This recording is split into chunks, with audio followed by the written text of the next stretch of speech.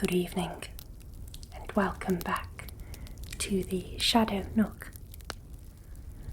This evening, we are travelling to Scotland, more specifically in Edinburgh. I've actually been to this place, and it is absolutely fascinating. This place is known as Mary King's Close. It is a street that never truly died. Beneath the polished stone of Edinburgh's Royal Mile lies a place where time did not move forward.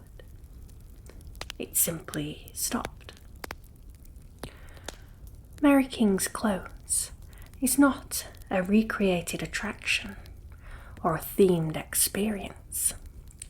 It is a real street with real homes where real people lived, suffered and died. What is so interesting about Mary King's Close is that it is hidden underground and has been for centuries. This close preserves the echoes of the 17th century Edinburgh, almost exactly as it was left. Today, visitors describe it not only just as historically fascinating, but emotionally heavy, unsettling and deeply haunted. So in medieval Edinburgh, closes were classed as narrow alleyways, branching off the Royal Mile, often packed with tall tenement buildings.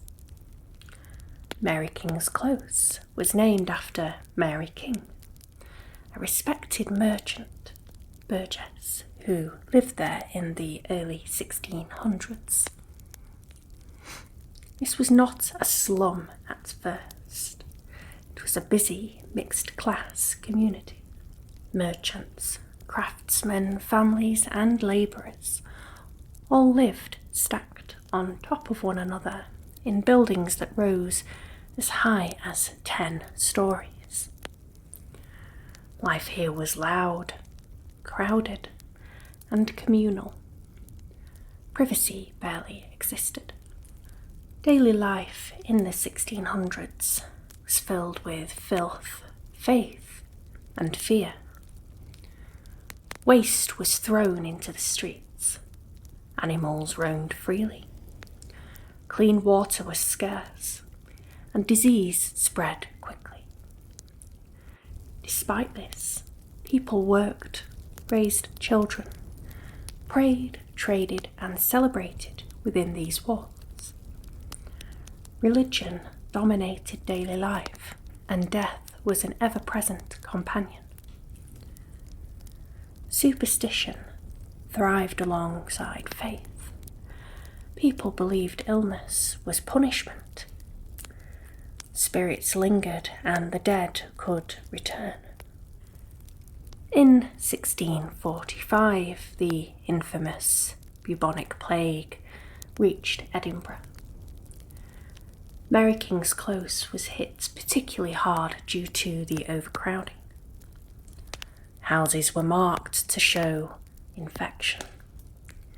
Families were quarantined inside their homes. Guards were stationed to prevent escape. And contrary to popular myth, residents were not intentionally sealed in to starve, but survival was rare. Food was sometimes delivered, but many were already too sick. Unfortunately, due to this, bodies piled up faster than they could be buried. The close became associated with suffering, grief, and abandonment. In the mid-1700s, Edinburgh attempted to modernise. The Royal Exchange, now known as City Chambers, was built directly on top of Mary King's Close. Upper floors were demolished. Lower levels were entombed beneath stone and soil. Rather than demolishing the street entirely, the city simply built over it. Parts of the close remained inhabited until the early 1900s. Eventually, the street was fully abandoned, dark, sealed, and forgotten. In the late 20th century, excavations revealed that Mary King's Close still existed.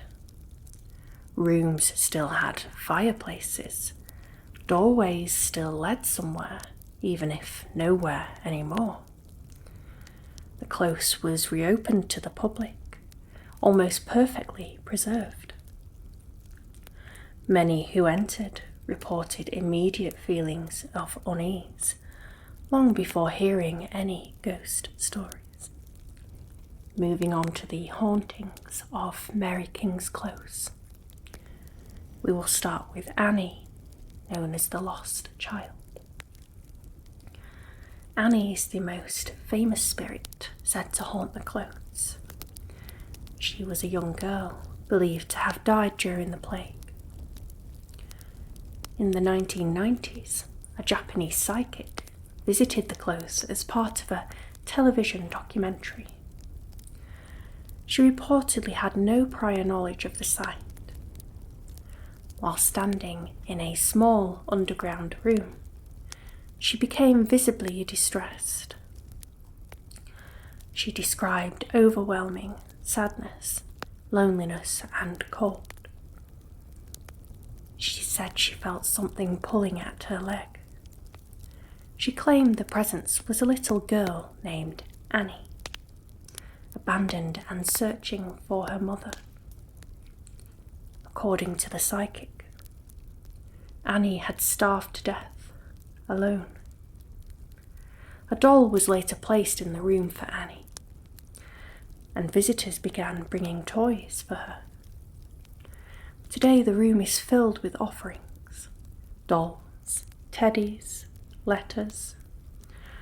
Staff claim the atmosphere changed after the gifts appeared, calmer but still emotional. Visitors often report crying sounds, tugging sensations on clothing, and intense sadness in this room. There are numerous shadow figures that are present in Mary King's Close. Numerous visitors report seeing dark shapes moving at the edge of their vision. These figures vanish when looked at directly. Staff have reported the feeling of being watched while alone, and some say they sense people standing behind them, only to turn and find empty space. Cold spots appear suddenly and disappear just as quickly, and electronics sometimes malfunction without explanation. There is another well-known apparition known as the Woman in Black. She is a tall female figure dressed entirely in black and has been reported by multiple witnesses. She is often described as silent, gliding rather than walking. She does not interact. She simply moves through the rooms, as if retracing familiar paths. Some believe she is a grieving widow or mother who lost family to the plague. Others believe she is not a ghost at all, but a residual imprint repeating the same movement endlessly. One of the more unsettling entities reported is a tall male figure who is nicknamed Mr. Boots. Mr. Boots is associated with the sound of slow, heavy footsteps echoing through empty corridors. The footsteps often stop suddenly, directly behind witnesses. Some staff refuse to work alone in certain areas because of his presence. He is described as looming, oppressive, and deeply unsettling. Some visitors also claim to see a figure resembling a plague doctor, long coat, wide hat, and the mask. Whether historically accurate or not, the image is deeply ingrained in plague folklore. This figure is often reported near areas believed to have been used for the sick. Witnesses describe feelings of nausea, dizziness, and panic when encountering it. There is also a very unsettling story of the murder house. One building within the close was associated with a violent crime. According to legend, a woman murdered her son-in-law within the building, and she was later executed for this crime. Visitors report aggressive energy in this area. Sudden anger, headaches, and pressure in the chest are common. Some claim to hear arguments or sudden loud bangs. There are some general sounds of the past associated with Mary King's Close. These include disembodied footsteps, children laughing, crying, knocking on walls, voices speaking in Old Scots dialects. And these sounds are often reported when no tours are present. Paranormal investigators have captured EVPs resembling whispers and cries. Skeptics suggest environmental explanations, low light, tight spaces, psychological suggestion, and some note gas emissions from the old Norloch may cause hallucinations. Yet even skeptics themselves admit the atmosphere is unusually intense. The trauma absorbed by these walls is undeniable.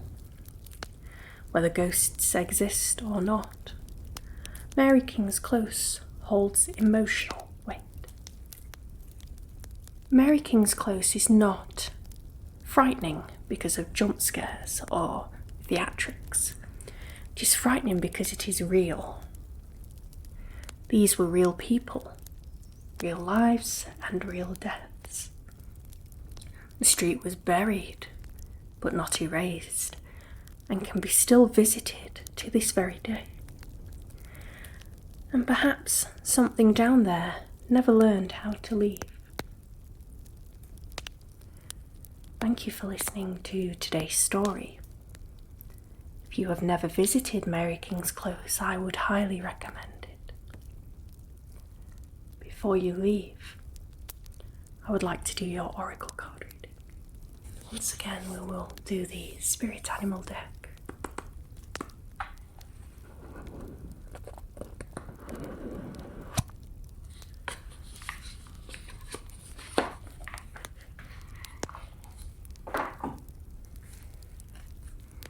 As usual, I will draw one card. You can interpret it however you like.